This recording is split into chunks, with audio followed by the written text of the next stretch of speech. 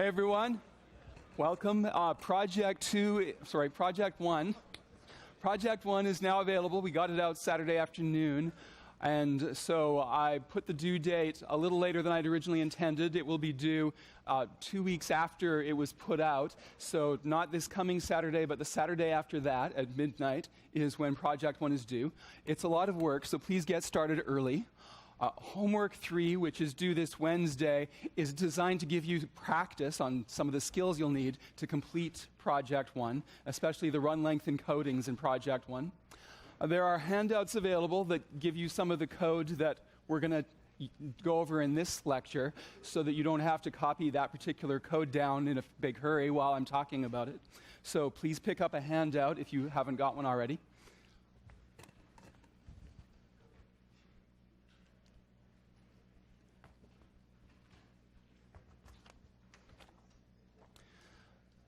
Today's first topic and main topic is going to be about where Java stores your stuff.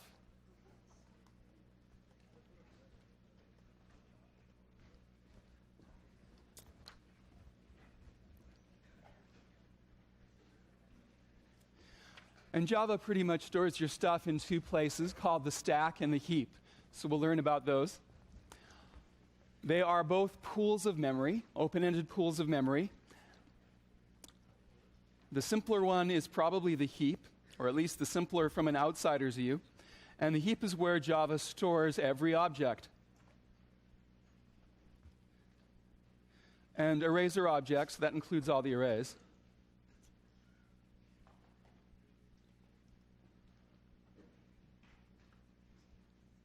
And there's a few other miscellaneous things that get stored in the heap as well. One of them is class variables actually get stored in the heap in a special hidden secret container for the class.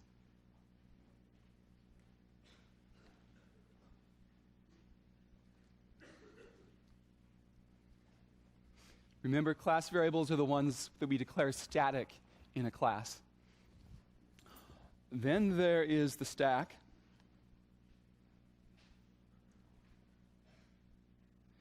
And the stack's job is to store all the local variables and a bunch of other hidden stuff.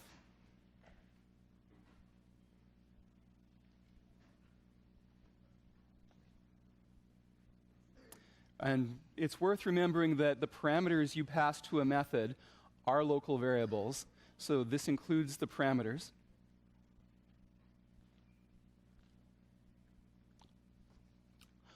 Now, here's where things get interesting.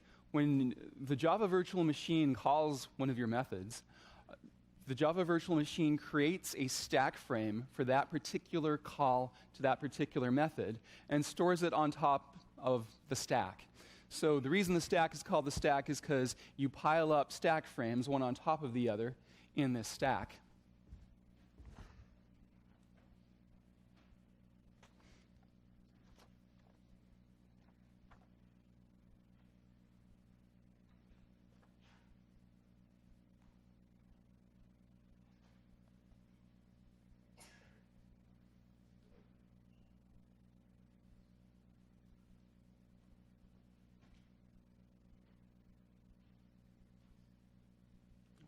Where'd it go? Probably there.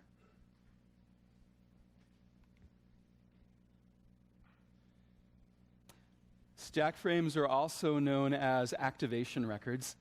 So if you ever see the word activation record around, that's what this means.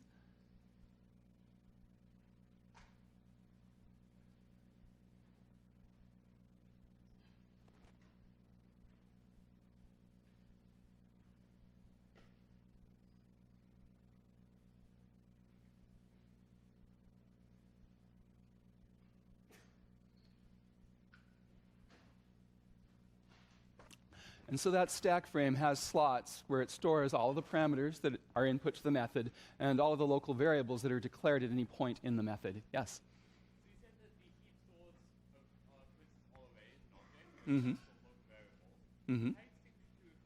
How extinct to a quiz if you have an array created locally? If you have an array created what? Locally. You create an array within some local variable. So if you create an array within a method, then when you construct the array with the new command, that array gets constructed on the heap, but there is a reference to that array as well, and that reference is on the stack. One way that Java differs from languages like C and C++ is you can't declare arrays on the stack. You can do that in C, you can't do it in Java.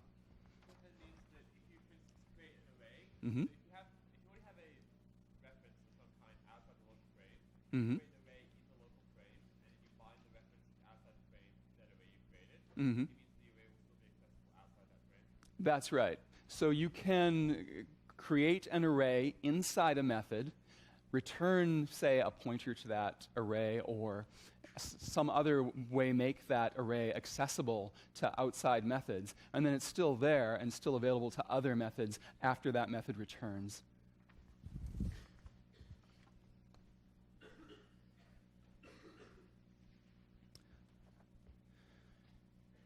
And so the Java Virtual Machine, again, maintains, as I said, an internal stack of stack frames.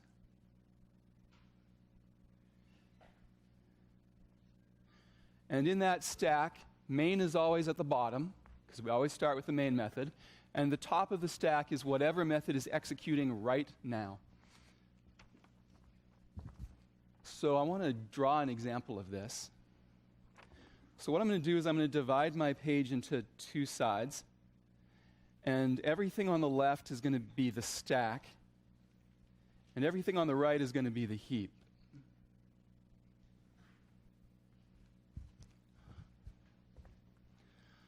Now, what I'm going to do is I'm going to simulate a call to the insert end method in the slist class. So we're inserting a new item at the end of an slist.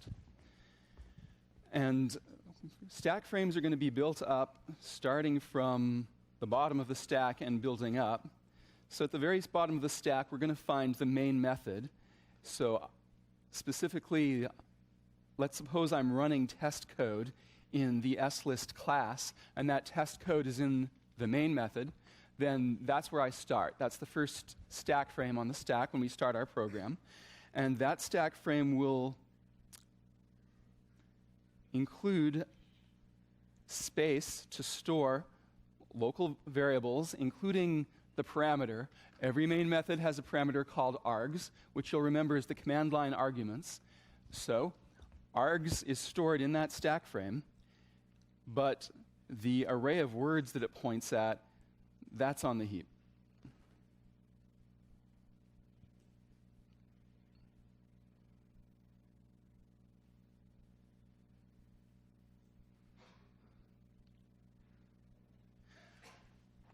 That stuff is set up for you by Java as soon as your Java program starts. You don't actually have to write code to set up that. That's done for you when the main method starts. We also declare some local variables in the test code. So for instance, since I want to test out some lists, I'm going to have a variable where I store my slist, and I'm just going to call it list. But that variable, let's suppose that we make it point to a brand new slist.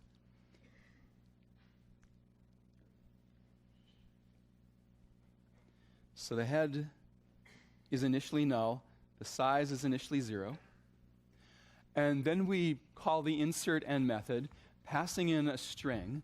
Well, I'm going to store that string in a local variable before I pass it along as well.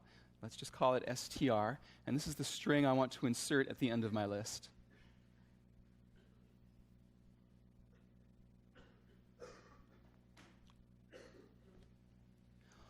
Now I call the insert end method on my slist, and when I do that, when the main method calls the insert end method, the Java Virtual Machine creates a new stack frame on top of the main stack frame for the insert end method.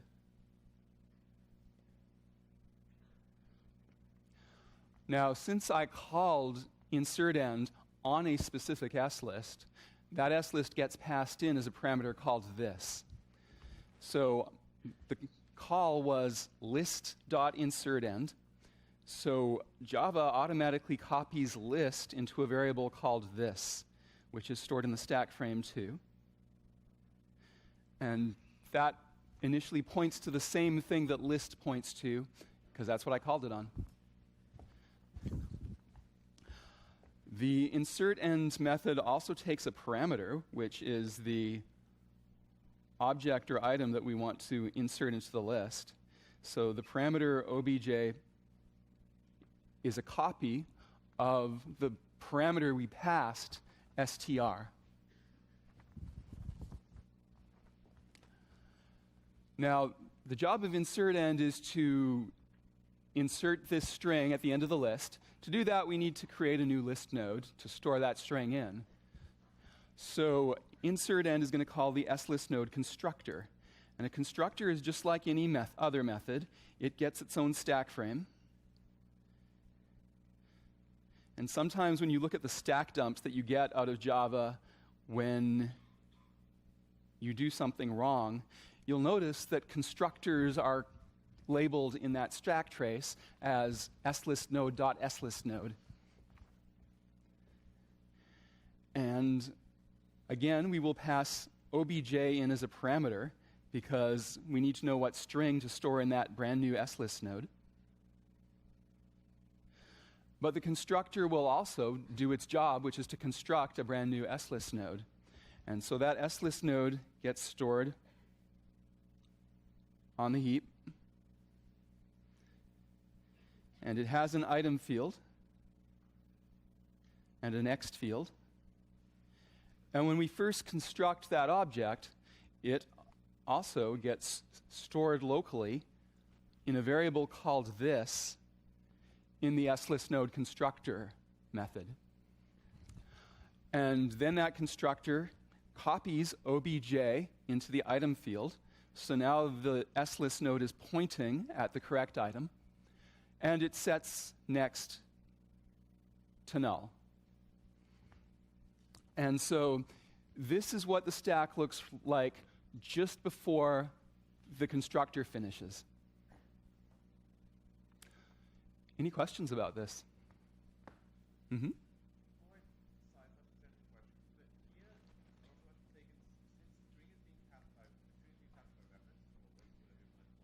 Java doesn't have pass by reference. String is being passed by value.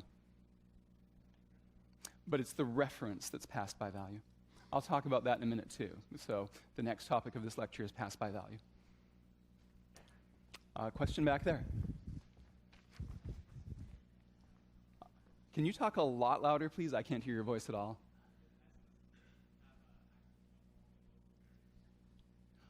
Does slist main have access to all the local variables? So the way that the stack works is that only the method on top of the stack is running. All of the other methods on the stack are waiting for the methods above them to finish so that they can resume function. So right now, main is frozen and it can't do anything until all the stack frames above it go away.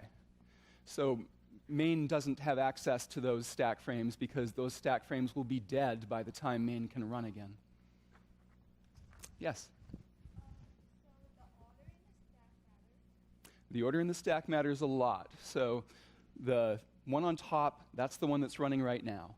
If that one ever finishes and returns, then that stack frame will disappear, and the next one down will resume running. If that one ever disappears, then the next one underneath that will resume running.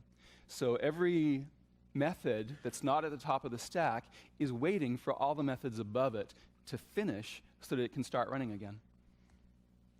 Does that make sense?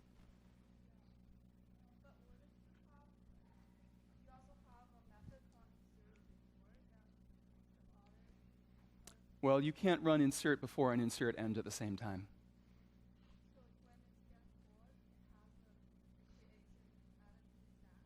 Yeah, when you call a method, it creates a frame on the stack, and then that one starts running until it returns, or calls another one. Question here.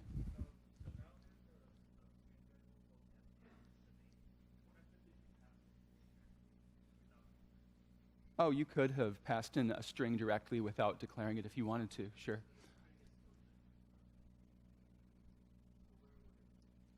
Well, in that case, if you had just passed in a string directly without saving it to a variable first, then this variable str just wouldn't be there, but the string would still be there, and it would still have a obj pointing to it. Question here. Is the volume too high? Down or up? Up. Okay.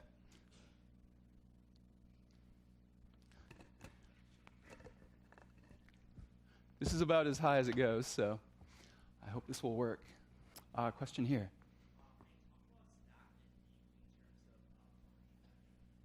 I'm going to avoid garbage collection for the most part until the end of the semester, but the main point is that nothing on the stack is ever garbage collected. Garbage collection affects the heap only. So that's the important thing. The gentleman way in the back there.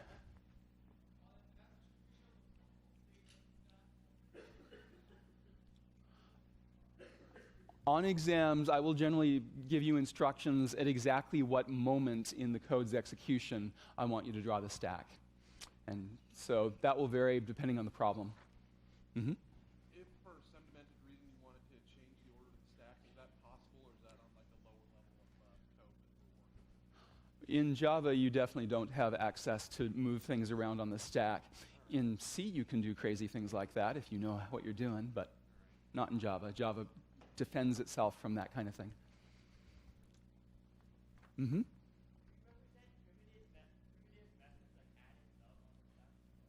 Primitive methods? You mean like a plus sign? Primitive operations like adding 2 ints never creates a stack frame. That's always done within one method.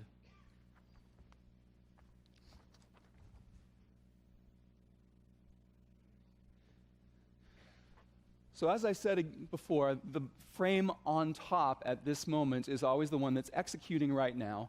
The ones underneath it are frozen, waiting for the ones on top to finish. And when a method finishes executing, its stack frame is erased from the top of the stack.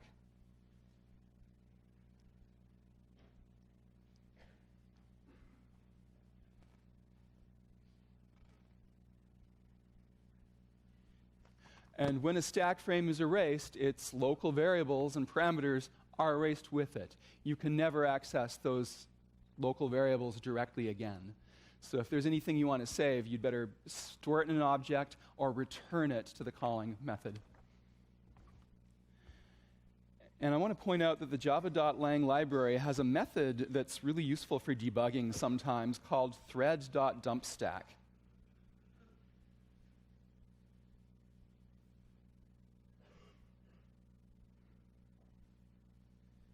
Which just prints a list of all the methods that are currently on the stack, and it doesn't print their local variables, unfortunately. It does usually print the line number you're at within each method at that moment. You've already kind of seen the output of this method, because whenever the Java virtual machine throws an exception and crashes your program, it does this automatically. But you can do it even when your program's not crashing if you want to. It can help you find bugs sometimes. Like, especially if you're trying to find out which method is calling another method with illegal parameters, for instance. Question? I am going to devote the whole last half of this lecture to that question. How does recursion work with a stack? So I'll give you an example soon. Before I do, though, I need to talk about parameter passing, and then we'll come back to how the stack does recursion.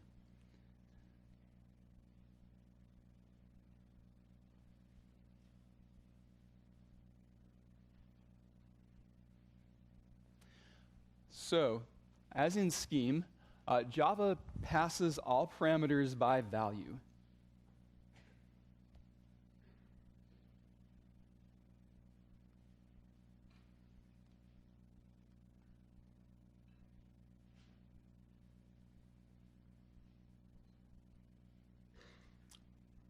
Now, the phrase pass by value is official computer science jargon with a very specific meaning.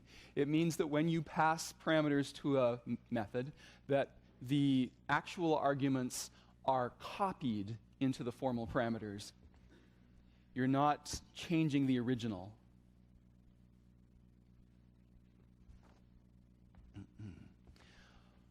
This is different from some languages. Some languages allow you more than one way to pass parameters.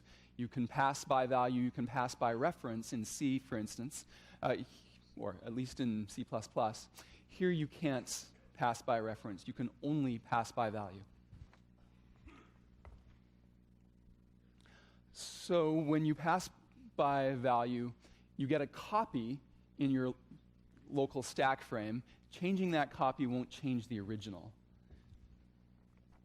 To demonstrate that, you have some code in the handout that I've made available that, let's start with this method called doNothing in the intBox class.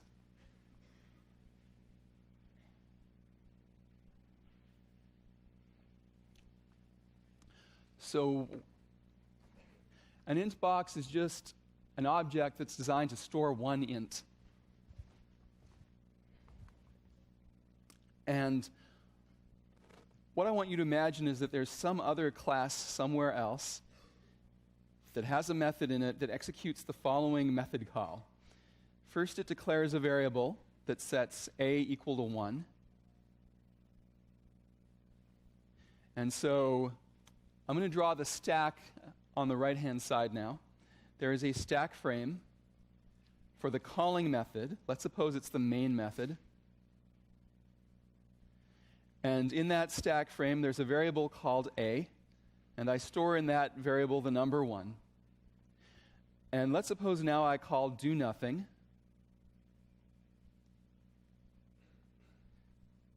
On a. And my goal here is I would like to set a to 2 instead of 1. Will the doNothing method do that? Well, here's what happens. We call the doNothing method. It gets its own stack frame. It has a parameter called x. And because we always do pass by value, we copy this 1 from the box A into the box x when we call doNothing on A. So now I have my number 1 is copied into the box x. The doNothing method does one thing. It sets x equal to 2, erasing the original value of that parameter. So that 1, bye-bye, you're now a 2. Now the doNothing method is finished. So when Java finishes executing a method, it erases its stack frame from the stack forever. And now we come back to the original main method, and the main method can continue to run. And you'll notice that a is still equal to 1. The doNothing method, as befits its name, did nothing of importance. Whatever it did do is now erased. So you cannot change the original variable a by changing the parameter that you've passed in the doNothing method. Sometimes you want to be able to pass information that can be changed so that the called method can communicate information back to the calling method. This is the wrong way to do that. What's the right way to do that? There's several. One's the return statement, of course. But another one that's interesting is to have an object that you store the information in, and you use that object as a way of communicating that information back and forth between the two methods. And so that is what the second example here does.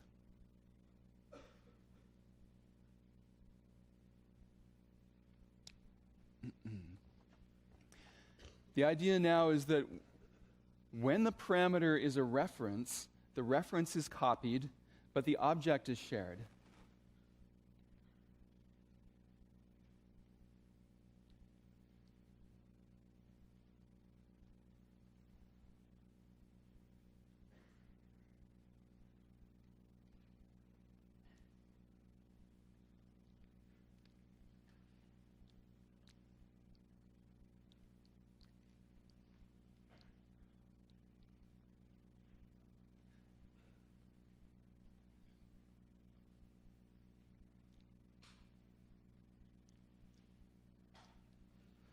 So let's see how that works. I'm going to now divide a little bit of my space here into both a stack on the left and a heap on the right. And I'm going to suppose that, once again, we have some code in a main method of some other class somewhere that looks like this.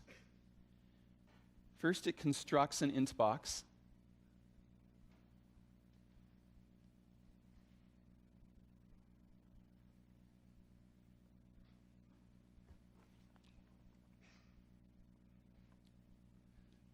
So in the main method, we declare a reference variable called b, and that will be stored on the stack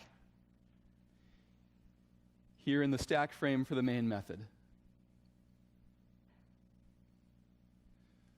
We construct a new int box object, which is essentially empty or contains a 0, and that gets constructed on the heap.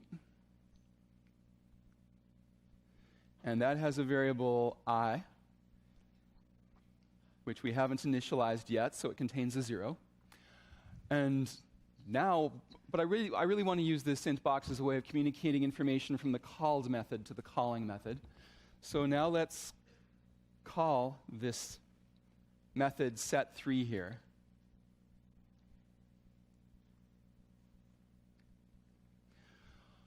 So I call set3 with the parameter b. The Java virtual machine creates a new stack frame for the set3 method that I have called.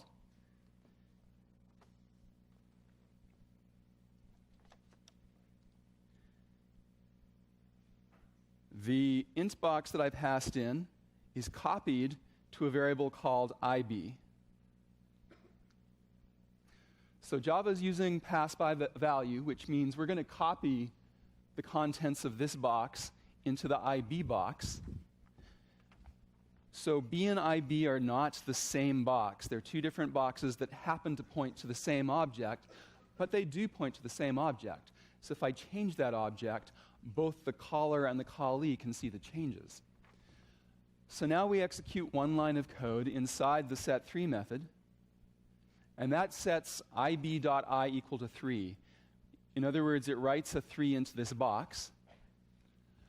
Now the method has finished executing, so we can, so Java erases set3's stack frame because it's over. Nevertheless, now the main method can still see the change that was made by the set3 method because it was made in an object that we're both pointing at instead of trying to change the passed parameter itself.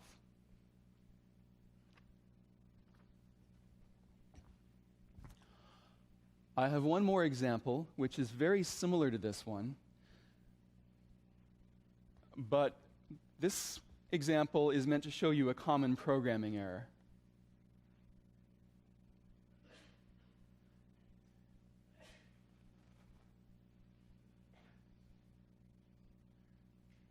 And this is a programming error that some of you have already experienced while trying to do homework 3. Now we have, again, a bad set4 method, which is very similar to set3, with one difference. It makes the mistake of trying to construct a new object and replace the old object with the new object.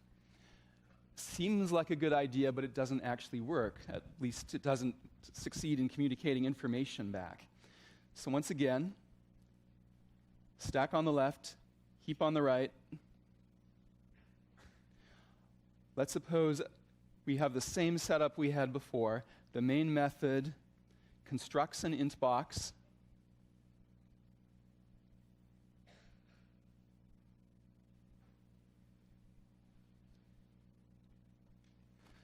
But then instead of calling set3, we call bad set4.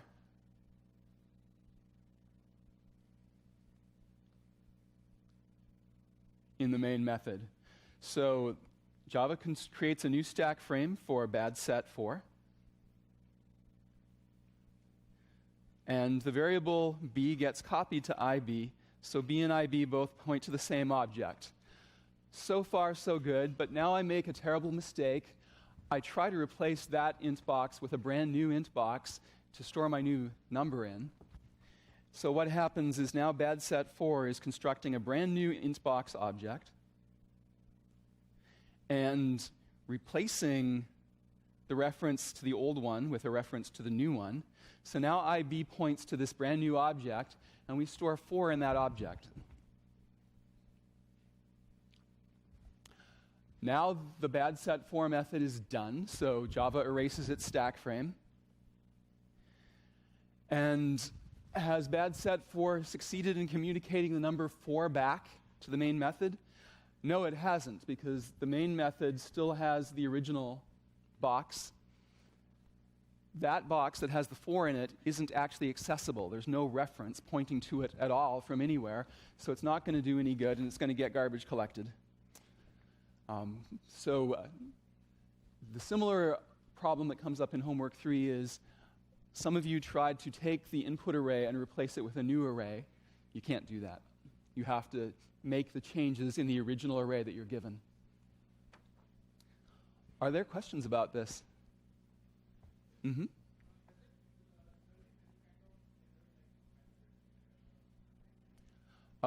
These are neither compiler errors nor runtime errors. They're logical errors. So your code's going to compile, it's going to run, it's not going to blow up or throw an exception. It's just not going to do the right thing. And that means it's even harder to debug. Yes?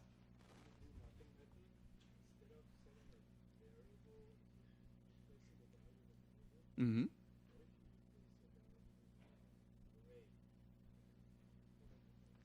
A component of an array. If you are changing a component of an array, then it's a lot like the second example I gave, the set3 example. The only difference is if instead of using an int box, you use an array, so this could be an array of 4 ints, and the set3 method maybe writes 3s into those array elements, then yes, that will work, and the calling method will see those changes to the array. Mm-hmm. So array, int box, doesn't really make a difference. Works both ways. Other questions?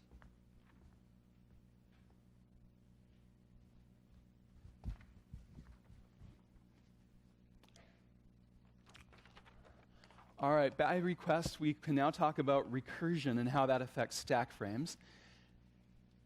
And while doing that, I also want to give you a useful algorithm, too, that uses recursion and stack frames in an interesting way. So we're going to talk about binary search. Now, when a method calls itself recursively, what that means is that the Java virtual machine will create 2 or more stack frames for the same method. If a method calls itself and then calls itself and then calls itself and then calls itself, well, that's 4 stack frames for the same method, 1 for each call that's currently in progress. But only the top one can be accessed at this instant in time.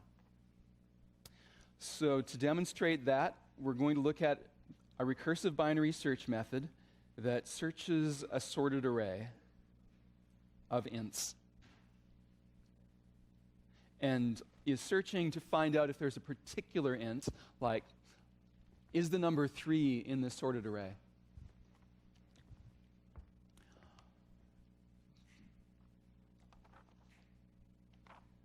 So I'm going to look for a particular value. I'm going to call that value find me. If we find it, then we want to return its array index.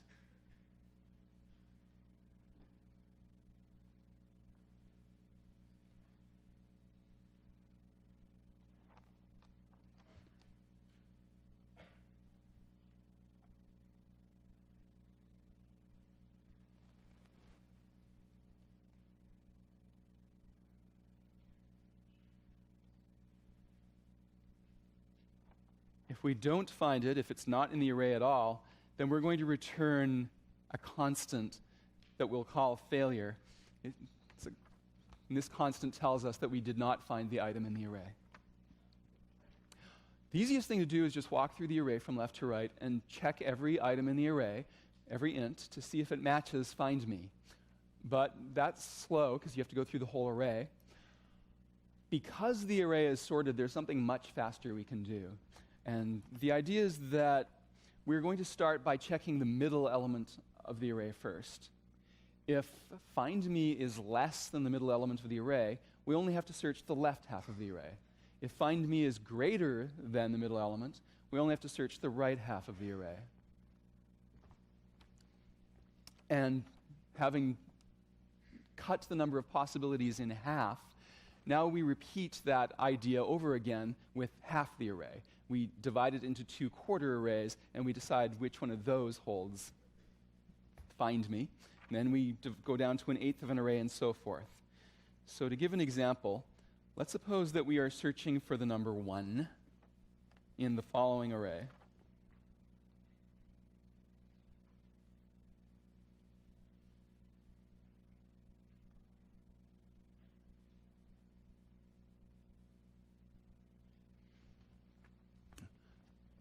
-3, -2, 0, 0, 1, 5, 5. So we always start at the middle. Here is the middle element. If it's an even number of items in the array, then there are sort of 2 middle elements, and it doesn't really matter which one you go with. But we're going to compare this first. We compare 0 with 1.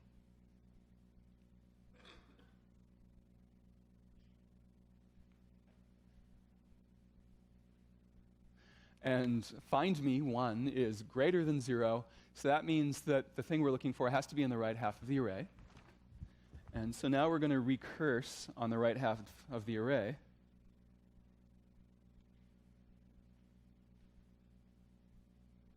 And so we do it again. We look at the middle element. We compare that 5 with find me, which is 1. Find me is less than 5, so now we have to search in the left half of this array. So we've narrowed it down to just one element we have to look at now. And we check that one element, and we've got a match, so we return 4, which is the index of that element.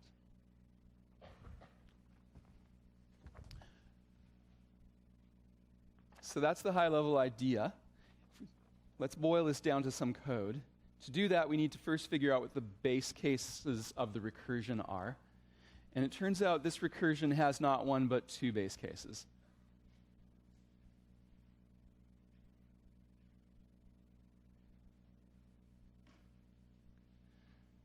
Sometimes you find what you're looking for. So if find me is equal to the middle element,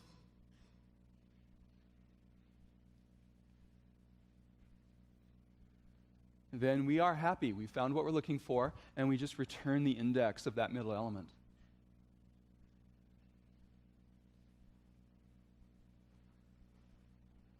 So in the example above, we return a 4.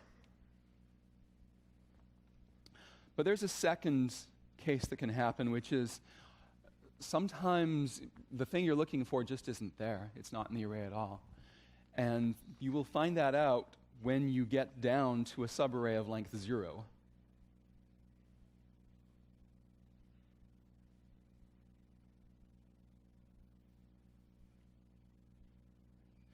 And so if that happens, you keep chopping your array into smaller and smaller pieces until there's nothing left, then you return failure.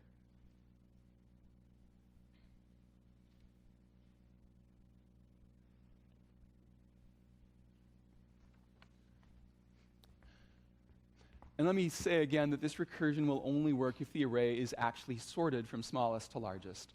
So if it's not sorted, you can't do binary search.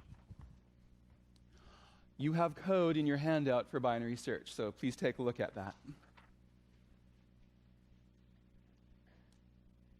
Yeah? With an unsorted array, is there any search method more efficient than order array? With an unsorted array, is there any search method that's more efficient than order n?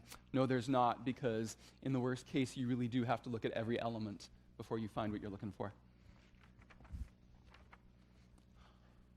So in this code, you'll notice I've set up this constant failure equal to -1. The reason I picked -1 is because -1 can never be an array index. So I don't have to worry that if I find what I'm looking for, I'll return a -1. It's not ambiguous. -1 can't be an array index. So I can use it to mean something else, failure. I have a binary search method called bsearch, and it takes as input the array I want to search, called I, and the int that I want to find, called findMe. But because I'm going to do this recursively, it also takes two other parameters. The idea is that when I find the half of the array that I want to search recursively, I don't create a whole new array and copy half the items into it. That would be stupid. Instead, I stick with the existing array that I started with, but I narrow down the bounds of what part of that array I'm looking at. And so to do that, I have two parameters, left and right. And the idea is that I'm only searching from index left to index right. I've ruled out everything else. So with that in mind, let's look at the actual code that does this. The first thing I've got is base case 2. So I told you one of the base cases is that when we get down to an array, or subarray of size 0, you're done, you have not found the item, you return failure. And the condition for that is that the left index and the right index, the left index is always growing, the right index is always shrinking. At some point, they actually cross over each other, and that's when you're done. Mm-hmm. What a what? If left is equal to right, then there's still one item in your subarray, and you have to look at it.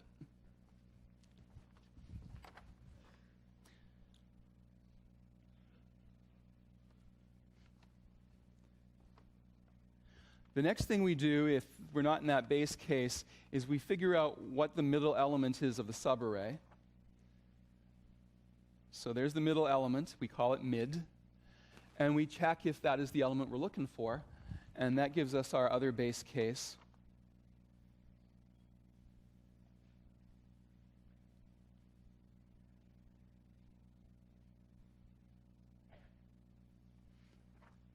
Which is we're successful. We found what we're looking for. We return mid, which is the index that's storing findMe. If neither of those two things happen, then we go for recursion. And so there's two possibilities. The thing we're looking for is less than the middle element, in which case we search to the left, or it's bigger and we search to the right. And searching to the left means that we do a recursive call where we change the right boundary of the array to be mid minus 1.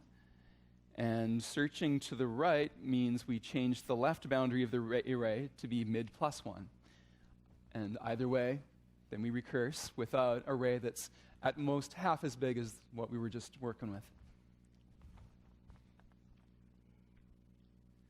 And also I have this little wrapper function at the end.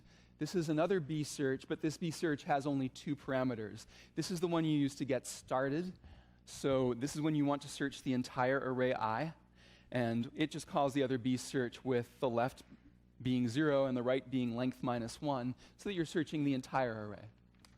And that one's public, the other one was private, so that this is where outside users always start their binary search. Yeah. I'm sorry, say again? A wrapper function is a function that's designed to allow you to call another function with a more simple interface. So the idea is I have just 2 parameters instead of 4. That makes it easier for somebody to call my method without having to understand what all those parameters mean. Mm-hmm.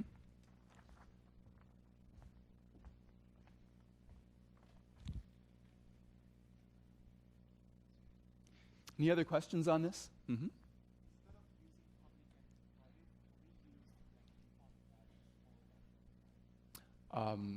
For left and right? Left and right are local variables. They're not public or private.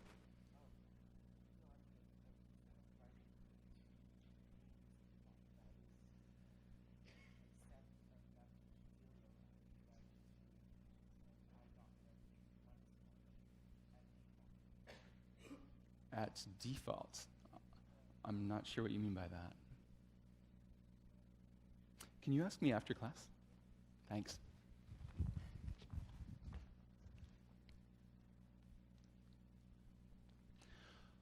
So a pretty important question is, how long does binary search take? Well, suppose the array has n elements. When you call bsearch, the first run, which takes a constant amount of time, cuts the size of the array that you have to search in half. And then when it calls itself recursively, it cuts it down in half again. Every constant time you spend gives you cutting the array in half. And you've done when you cut it down to a small constant, essentially 1. So overall, it will take log n. Here we're talking about the base 2 logarithm. bsearch calls, recursive bsearch calls, that is, to pare down the possibilities to 1.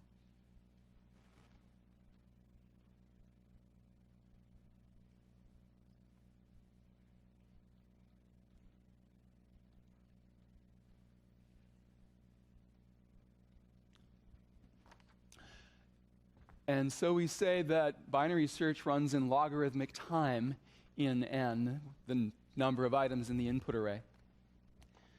By the way, if you're not comfortable with logarithms, please become comfortable with logarithms, because logarithms are so important in analyzing algorithms. Computer scientists need to understand logarithms in their bones. You can find out a little review section in the Goodrich and Thomasia textbook, sections 4.12 and 4.17. And of course, you can, if you don't have Goodrich and Thomasia, you can Google up a whole bunch of stuff as well.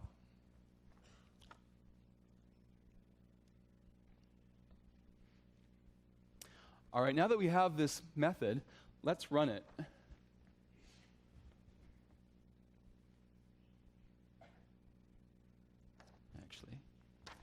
This will be mostly stack, but I will leave a little space for the heap. All we will have on the heap for this example is one array. So here's what our stack looks like when we run this binary search. I'll assume that there's some main method at the bottom of the stack. I don't really care what the command line arguments are.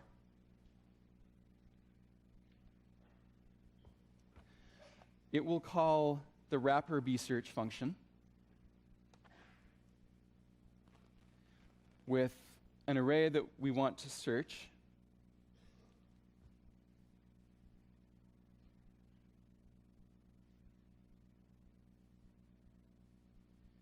I'm going to use the example that I already did so that you know what's going on.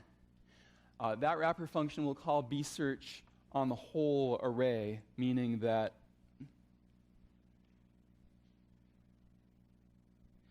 we have left equal to 0 and right equal to 6, because those are the first and last array indices in a 7-int array. We get a copy of the array itself, and I forgot in the bottom stack frame to include the number that we're searching for. So there's a find me here in the bottom stack frame. There's a find me here in the next stack frame. So both bsearch stack frames have that find me equal to 1. Once find me gets started with those 4 parameters, it also has a local variable called mid, which gets set to 3,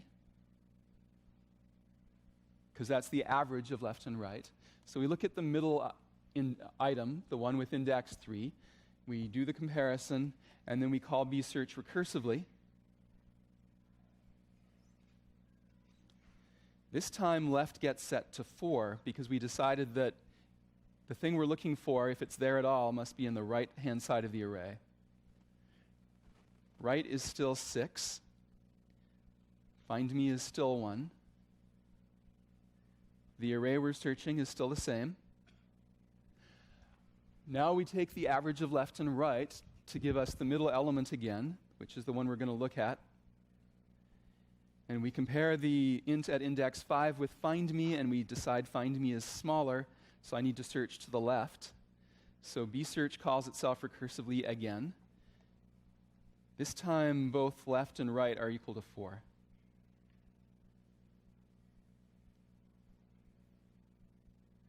Find me is still 1. I still points to the same array. We take the average of left and right. Mid is 4. We search that index and we find a 1, which matches find me. So now we're successful and we can return 4. And now all these B searches will peel off the stack and the 4 will get returned to the main method. One thing that's important to know about when you're writing recursive methods is that Java only gives you a limited stack size. So most operating systems will give a program enough stack space for a few thousand stack frames.